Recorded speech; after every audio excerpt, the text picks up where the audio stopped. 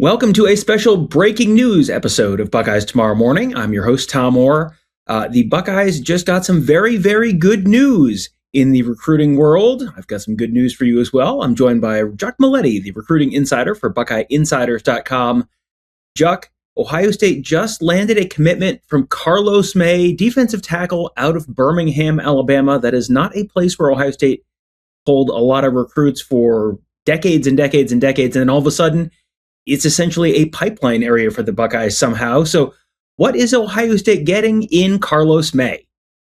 Karlos May, a big kid at 6'3", 320 pounds, not just a guy who is going to be a double team eater, but a guy with the ability to make plays in the backfield as well. 44 tackles last year, I think about 16 or 17 tackles for loss. And that was part of Ohio State's pitch to him. We're not just bringing you in here to play in the run game. We want to see you get after the quarterback. And it was one of the things that separated Ohio State from some of his other contenders. He had it about 50-50 coming up to his official visit between Georgia and Ohio State.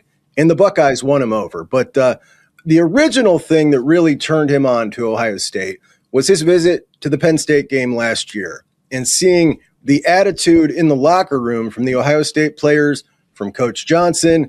Right then, he said, that's the culture I want to be a part of. He said they were hyped, they were amped up. That's the type of player I am, and I want to be a part of that. And apparently that stood out more than Georgia and Auburn, his other two finalists. So you got a chance to talk to him a little bit in recent days, and there was a comp. I'm always a little reticent to throw comps on players because it's like, well, okay, if I comp you to someone who turned out to be a first-round pick, and then you're merely a second-round pick, then, oh boy, have you disappointed everyone. But when the coaches give a player comp, all right, then it's like, all right, then they're the ones who are sort of putting that out there, and they're probably a little more informed on these things. And I thought the comp that the coaching staff put on Karlos May was really, really interesting. Yeah, so I love to ask this question to guys because coaches who've had success putting guys in the league like Larry Johnson have so many different guys to point to. And the way he recruits them is he'll find a guy that he thinks this guy fits the mold of, and he'll pull up that player's film. And it helps if that's a recent player and it's someone that they know already. So I thought that he would probably comp him to K-Mac when I asked him the question. And he did say K-Mac, but he didn't just say K-Mac. He said, Coach Johnson sees me as a hybrid between Caden McDonald and Tyleik Williams, and a little more twitchy. So I don't know how much better you can get than that, Tom, but we'll take it. Yeah, that is not one that I would have felt comfortable putting out there. But if Larry Johnson's willing to put that one out there, great. That's fantastic. He certainly would know what those guys look like at this point of their careers. And I think if Ohio State fans were not immediately recognizing the name Karlos May or not immediately doing cartwheels, that one might sort of get them there. And something else that might get them there is just looking at this 2027 defensive line recruiting class on the whole, because this felt like, I mean, they were bringing in, they are loaded at the edge positions, and you got, maybe some people who could be a little bit like edge / play inside, depending on how they want to line up. But they were really missing that big interior body. This feels like this really kind of checks that last major box for this 2027 defensive line class. It really does. And they'll end here. I don't think there'll be another addition, but they wanted one big time interior guy. Kasai Curry was their number one option. He went to Texas. Karlos May was clearly right below him because they had, in addition to Karlos in that third and fourth official visit weekend, scheduled Malik Lee, Nate Kamba, Tyler Alexander, and one more guy that they were going to also bring in that fit that mold. They canceled all those visits. They said, we're just going to concentrate on you, Karlos, and we're proving it to you right here by canceling all these visits. You're our guy.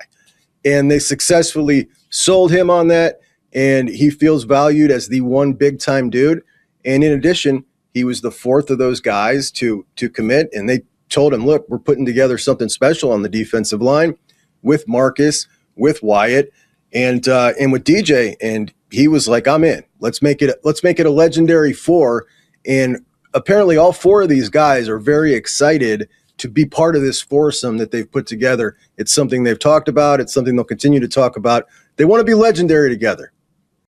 Well, and I think the natural comp for this class, it's not position by position, guy by guy, but man, this feels a lot like the 2021 class. That was the Jack Sawyer, JT Tuimoloau, Tyleik Williams. If you want to throw a Tyleik Williams comp on someone, how about Tyleik Williams himself? And then Michael Hall was also part of that group. Hall was gone before the national championship season in 2024. The other three guys were starters on that group. Man, that really is the class that reminds me the most of, not exactly ratings, but pretty similar ratings for a lot of these different guys.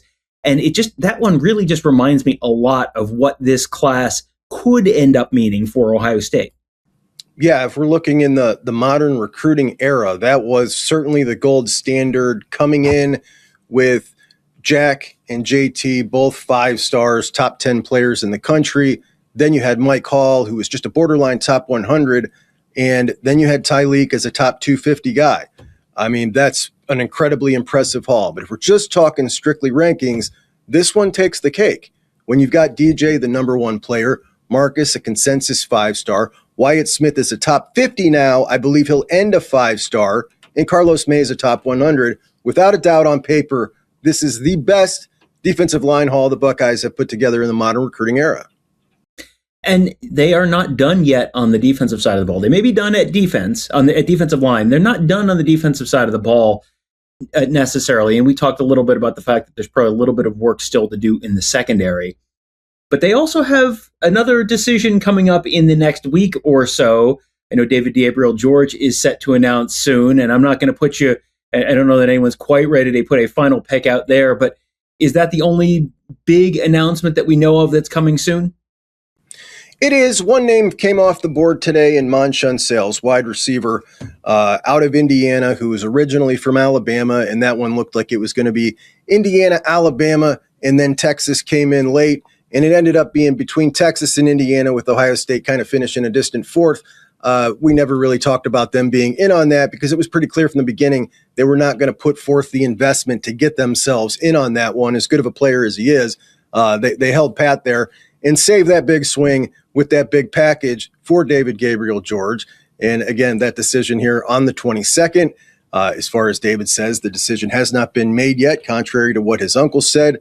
And he is just kind of looking for, I guess, the sign here at the end to swing him one way or the other. The figures that have come out seem to sound like Ohio State is coming in a little bit over $1 million per year for a multi-year deal. Tennessee pushing in close to 2 with their Tennessee Adidas loophole deal, which is not a real Tennessee deal. It is essentially Tennessee gets $10 million a year in deals to spend on players, but it's Tennessee's money. It's part of the money Adidas was going to pay to Tennessee. This is just the way to get it through the CSC. So that is about $2 million a year in compensation for DGG, which is really all that matters. And, those deals aren't too close. If I was him, it'd be tough to pass up 6 versus 3 and some change. I don't know. It seems like it's going to Tennessee, in my opinion. So we will find that out in a few days. That, again, is coming up on the 22nd. But the news today for Ohio State, very, very good, as they add Karlos May, defensive tackle. Again, a badly needed big body in the middle of this defensive line class to really, really seal the deal to secure this place of this defensive line class as maybe the best that Larry Johnson has had at Ohio State, which that is pretty good company to be in when you go through some of his other classes. But it is hard, as Juck said, to match even the 2021 class, to match just the numbers, the quality and quantity of talent that Larry Johnson bringing in this year in the defensive line class for Ohio State. So. Let's not forget, too, now as we're kind of starting to look at this more in 2-year blocks, because you can't just put these classes together that look like a full little mini team anymore. You're going to have holes here and there. When we look at the defensive line in a 2-year block, my goodness, when you add Karlos May to Emmanuel Ruffin, to Jameer Perez, to Damari Simeon, and we've seen all them already, they look like they're going to be guys that are ready to go early. Now you got 4 guys on the interior that are going to make up the future of this defensive line. Add Kari Wilder and Dre Quinn onto the defensive ends, and this defensive line now, in a couple years, should be right up there with top 3 defensive line in the country. And for as much as has changed in college football over the last few years, you win the game in the trenches. I remember Earl Bruce pounding on the desk in the press box. in the row behind us a number of years ago and yelling about winning the game in the trenches. And it was true when he was coaching. It was true when he was playing. It is still true today. And Ohio State certainly seems to be well on their way to winning a bunch of football games in the trenches with this defensive line class, also a pretty good offensive line class. And so that is kind of the two big storylines for the class of 2027 for Ohio State. We'll be talking about that with you at BuckeyeInsiders.com. As I mentioned, Juck is our recruiting insider. Tony Gerderman and I, we are your team insiders. We got Ross Fulton, Michael Pettit. They are your scheme insiders, making you a smarter football fan with all that X's and O's knowledge. And we've got Marcus Hartman. He is our basketball insider. We've had a ton of phenomenal feedback on our message board from members talking about how great it is to have in-depth basketball reporting heading into what should be a really fun Ohio State basketball season. Got a couple big-name players back in John Mobley and Amari Bynum. Got a couple five-star freshmen coming in Anthony Thompson and LJ Smith. Got some really talented transfers coming in as well. Justin Pippen, Andrea Jelavich, and much more. Really, really interesting team that Jake Diebler has built this year, and a pretty intriguing schedule as well. So should be a fun Ohio State basketball season. But before we get to basketball, we got football. Don't worry, we got Big Ten Media Days coming up in just over a week at this point. We're really, really turning the corner into the unofficial start of football season. We would love to have you there with us at BuckeyeInsiders.com to talk football, to talk basketball, to talk whatever else you want to talk about. It is all on the Insiders board presented by Jeff Ruby's Columbus. That'll do it for today. Thank you guys all for joining us. Have a great day. We will talk to you tomorrow.